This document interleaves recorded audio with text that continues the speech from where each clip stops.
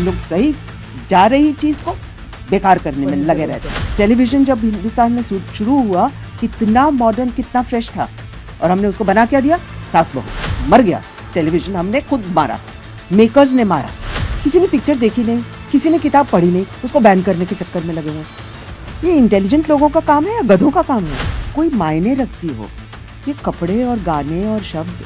I mean really ये बच्चों के लड़ने की चीजें हैं ना, कि जो भी हम बना रहे हैं वो सब कुछ एक्सेप्टेबल नहीं है, and we have to think fresh.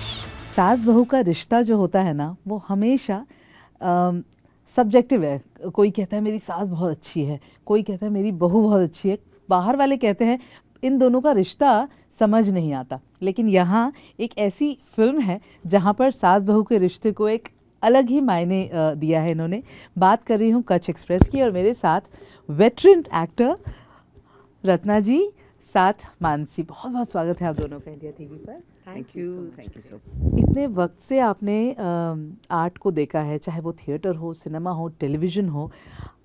आज जब पीछे मुड़कर देखती हैं या अगर देखना पसंद करती हैं, तो क्या सबसे पहले जहन में आता है? कि मुझे ऐसे फील्ड में काम करने का अवसर मिला,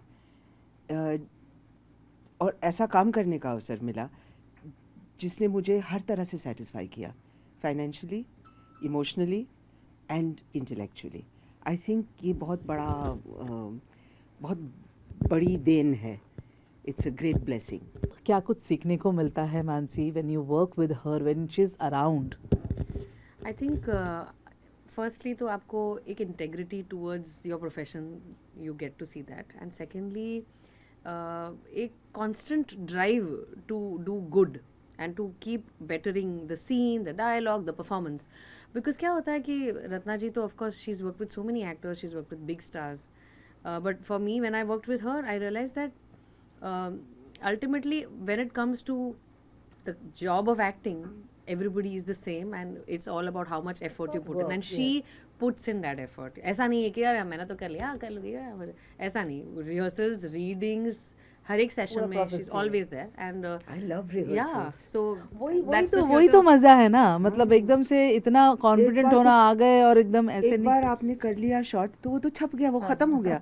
रिहर्सल में ही तो ग्रोथ या डेवलपमेंट, हाँ, सफर का मजा आ रहा है। बिल्कुल सही, आपने सही कहा। तो उनके साथ ये सफर बहुत ही अच्छा था कच्छ एक्सप्रेस का, एंड अभी भी ये सफर इज ऑन बिकॉज हम लोग प्रमोट भी कर रहे हैं साथ में, बात कर रहे हैं। तो बहुत ही आगे भी होगा, ऑफ कोर्स होगा। Like Darshi says he wants to work in every film with you. Mansi, जब फिल्म की बात कर रहे हैं, सास बहू की बात कर रहे हैं, सो कौन सा रूप, कौन सा साइड हमें देखने को मिलेगा? और बहू के तौर पर आप अगर कुछ बता पाए। मेरा जो किरदार है मोंगी का मुझसे बहुत ही अलग है। मैं बॉम्बे में पली बड़ी हूँ, मैं एक modern wife, I am I am not a house wife, but I am a wife and a mother, she is also, but बहुत अलग है हमारी दुनिया बहुत अलग थी। भाषा बहुत अलग है मेरे किरदार की, बिकॉज वो ठेठ कच्छ की है तो वैसी भाषा है।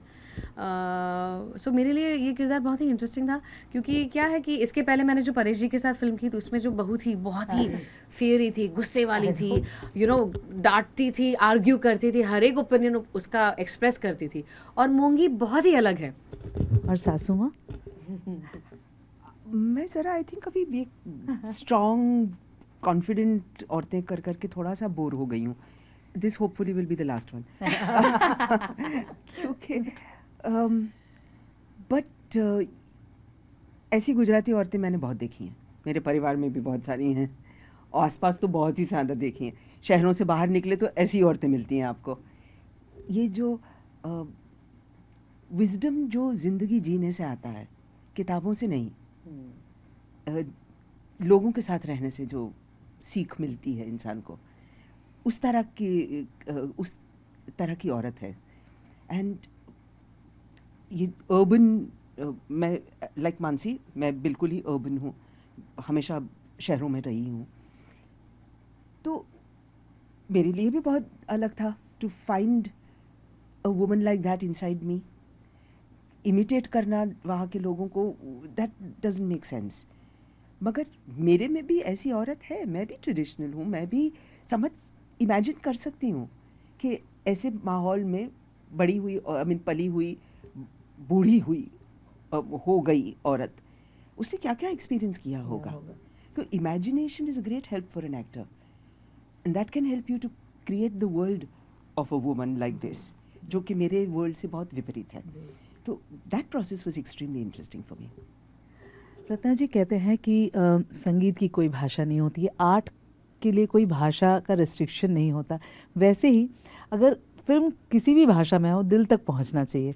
और जब आप एक गुजराती फिल्म कर रही हैं, आप इस वक्त आकर के अपनी भाषा में एक फिल्म कर रही हैं, सो वो रूट्स तक वापस आना, वो फीलिंग मुझे बताइए. मुझे डर था थोड़ा बहुत, क्योंकि मैंने बहुत दिनों से इस तरह की ज़बान बोली नहीं है. आमतौर पे जो बम्बई में हम लोग जिस तरह की गुजराती बोलते हैं वो बिल्कुल ही ऐसी नहीं है. और and also this kind of style of अंदाज़े बयां जो इस राइटर ने हम सबको जो दिया है, ये ही is done it very cleverly, very interestingly. हर एक का बोलने का स्टाइल, हर एक का बिहेव करने का स्टाइल उसने हमको ज़बान में ढाल करके दिया है. So that really helped. लेकिन मुझे डर था कि ये मैं कर पाऊंगी कि नहीं, ये भाषा आसानी से मेरी ज़बान से उतरेगी कि नहीं. And I was very happy. Literally पहले दिन से ही I was able to slip into the language very comfortably. तो अपनी भाषा में बोलने का जो मज़ा आया. परिवार के लोग भी बहुत खुश होंगे ना. हाँ हाँ, देखेंगे इंशाल्लाह. कोई रहा ही नहीं अभी परिवार में जो कि ऐसे खुश हो. आई मीन बुजुर्ग तो सब गए, हमारी उम्र के तो हैं बहुत सारे, और मैं फिंगर्स क्रॉस के वो लोग भी देखेंगे ये फिल्म. मुझे लगता है उनको अच्छी लगेगी. जी. मानसी, रत्ना जी, दोनों से जानना चाहूंगी, पैंडेमिक के दौरान हमने ये तो सीख लिया कि कंटेंट किंग होता है. कहीं आप किसी भी भाषा में आप मतलब पहले था कि इतनी ही फिल्में देखेंगे, इतना ही होगा, लेकिन अब हम बहुत सारा काम देख रहे हैं. भाषा की कोई वो नहीं रही है. साउथ की फिल्में कितनी ज़्यादा, मराठी फिल्में, गुजराती फिल्में. तो आज जब ये वक्त देखते हैं तो कैसा लगता है जब हर तरह की भाषा को तवज्जो दी जाए? बहुत ही, I think it's a great time, because of the fact कि आप एक हिंदी चैनल से हैं और आप एक गुजराती फिल्म की बात कर रहे हैं, वो ही बहुत बड़ी बात हो गई है. और ऐसा दौर, अगर ये शुरुआत है तो वो आगे तो और भी बढ़ेगा. और जब भाषा अलग होती है तो उसका एक अलग कल्चर आ जाता है, आपको एक अलग विजुअल दिखता है, तो उसमें इतना मज़ा है. एंड आई थिंक जैसे ही आप अलग अलग भाषाओं की बात करेंगे, आप अलग छोटे छोटे शहरों की भी बात आ जाती है मेन स्ट्रीम में, और सारी कहानियां हैं छोटे शहरों में, which is the beauty of it. वो एस्पिरेशंस, वो जो कॉन्फ्लिक्ट्स, वो जो कितनी सारी चीज़ें हैं जो छोटे शहर में ज़्यादा होती है. बॉम्बे में, मतलब सिटी लाइफ में तो आप ट्रैफिक में स्टक रहते हैं, या आप स्ट्रेस में या काम में रहते हैं, पर छोटे शहर, हाँ, मोबाइल में रहते हैं. छोटे शहर में अभी भी वो है एक, like there is a lot of fire there. तो स्टोरीज वहीं से आती हैं. So I think it's a great time, it's a great situation. आपने वो वक्त भी देखा था जब एक हीरो, एक हीरोइन, एक विलन हुआ करता था, लेकिन अब एक्टर्स की बात की जाती है. So how do you see the change, Ratna ji? और अब जैसे उस दिन नीना जी से भी बातें कहते हैं, अब मैं हीरोइन हूँ अपनी फिल्म की, मतलब ऐसे भी रोल्स होते हैं. आज आपको देख करके रोल लिखा जाता है. आज हर मतलब किरदार इम्पोर्टेंट हो जाता है. इनफैक्ट मैं थोड़ा सा विपरीत सोचती हूँ कि एक्टर को देख करके जो फिल्में लिखी जाती हैं वो फिल्में अब नहीं बन रही हैं. शुक्र है. ऐसी ही पहले फिल्में बनती थी. एक पैन इंडियन फिल्म बनाने की कोशिश होती थी, उसमें किसी की कोई लोकल कलर नहीं, किसी का कोई लोकलाइज्ड नाम नहीं. मिस्टर राजेश, डॉक्टर अजय, इसी तरह की दुनिया थी हमारी, जिसमें किसी का कोई स्पेसिफिक कलर नहीं था. एक वीक सा pan Indian so called colour दिया जाता था in terms of story telling. And उसकी वजह से ही जिस तरह की कहानियां लिखी जाती थी, हमें सो डेड, सो डेड. आज क्योंकि हम लोग अच्छी कहानी लिखने की कोशिश कर रहे हैं पहले, और अपने अनुभव, जो लेखक है उसका अनुभव, उसकी जी हुई जिंदगी उसमें झलकती है. And that's why our cinema is becoming somewhat more interesting now, because we are seeing the variety that we see around in India. अब हमारी फिल्मों में भी वो झलकती है. I am so relieved. ये बहुत वक्त लगा. 100 साल से फिल्में बना रहे हैं हम लोग. तौबा, आप सोचो 100 साल में दूसरे देशों ने क्या क्या नहीं किया फिल्म के मीडियम को यूज करने के लिए. हमारा क्या कंट्रीब्यूशन रहा है?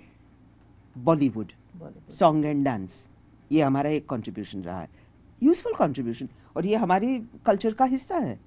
मगर उसको एक ही तरह से यूज करेंगे, उसका कोई और तरीका नहीं है।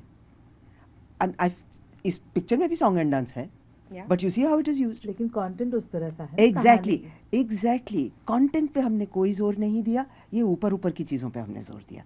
अब फॉर्चुनेटली कंटेंट पे जोर दिया जा रहा है, एंड आई एम होपिंग कि उसकी वजह से जरा सा लॉन्ग टर्म बदलाव होगा। उम्मीद बहुत ज्यादा नहीं है, क्योंकि वी आर वंडरफुल, चाहे क्रिकेट हो, चाहे फिल्म मेकिंग हो, चाहे टेलीविजन हो, कुछ भी हो, we are great at snatching defeat from the जॉर्स ऑफ विक्ट्री। हम लोग सही जा रही चीज को बेकार करने में लगे रहते हैं, रुक नहीं जाते हैं, हम उसको नाश करते हैं। टेलीविजन जब हिंदुस्तान में शुरू हुआ, कितना मॉडर्न, कितना फ्रेश था, और हमने उसको बना क्या दिया, सास बहू।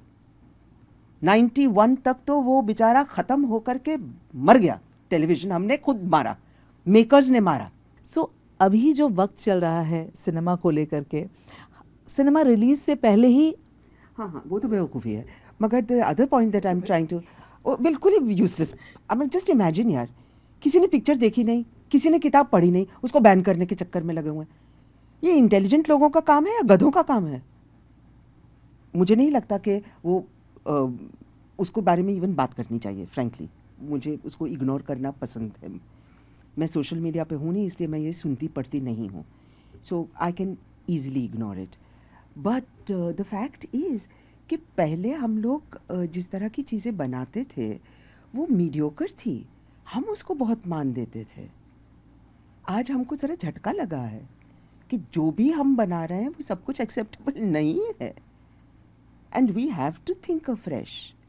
तो ये जो fresh blood, fresh thoughts, fresh way of looking at things आना चाहिए, वो आना शुरू हुआ है। उसके सामने रेजिस्टेंस तो होगा। जो एटीट्यूड पुराने चल रहे हैं वो तो चलते हैं, वो खत्म नहीं हो जाते एक दिन में, तो वो रेजिस्ट करेंगे। हमको अपना काम करना है। हम लोगों ने देखा कि पठान फिल्म आई भी नहीं है, लेकिन उस गाने को लेकर के, दीपिका के कॉस्ट्यूम को लेकर के बात शुरू हो गई है। आपका क्या सोचना है as an industry? I think it's great sometimes I feel Ratna Bain is not on social media because social media पे जैसे आप खोलते हो तो आपको इतने सारे comments आते हैं, और social media की दुनिया अलग है जो real life से एकदम अलग है। I feel because कितनी सारी debates होती है जो Twitter पे आके Twitter पे ही खत्म हो जाती है, real life का कोई उसका संदर्भ होता ही नहीं है। तो I hope ऐसा रहे, because क्या होता है कि ओपिनियन तो सबके होते हैं और सब आजकल ओपिनियन अपना दे सकते हैं। 120 कैरेक्टर्स में आपका ओपिनियन, अब तो 120 भी नहीं, अब तो कोई लिमिट ही नहीं है बहुत क्रिटिक्स हैं कैरेक्टर्स की। तो क्रिटिक बनना बहुत इजी है, क्रिएटर बनना बहुत मुश्किल है, and we are in the business way we are creating some content, and when you are creating something you can not create with fear, you can not create with that kind of a motive कि मुझे इसको please करना है, उसको बुरा लगेगा, तो ऐसे नहीं कर सकते। You need to have that freedom, and that is the kind of country we live in where we can create something fearlessly. तो वो एक सेगमेंट ऑफ सोसाइटी जो फियर क्रिएट करने की कोशिश कर रहा है, I think they should not succeed, that's what I believe in. बहुत अच्छी बात कही कि क्रिटिक बनना आसान है, क्रिएटर बनना बड़ा मुश्किल है। That is the bottom line. Correct. लेकिन अगर आप क्रिएटर है तो you are not above criticism, true, you can not be. On the contrary आपको क्रिटिसिज्म वेलकम करनी चाहिए। अगर क्रिटिसिज्म वैलिड हो, अगर कोई मायने रखती हो, ये कपड़े और गाने और शब्द, आई मीन रियली ये बच्चों के लड़ने की चीजें हैं ना। जब स्कूल में होते हैं बच्चे तब ऐसा झगड़ते हैं, एडल्ट्स ऐसा झगड़ेंगे हम लोग। Thank you so much. And आप कितना भी कह लें, वो जो स्ट्रॉन्ग ओपिनियन, स्ट्रॉन्ग लेडी जो आप हैं ना विद इन, वो हमेशा रही है। अच्छा लगता है because when you speak from your heart. Thank you so much.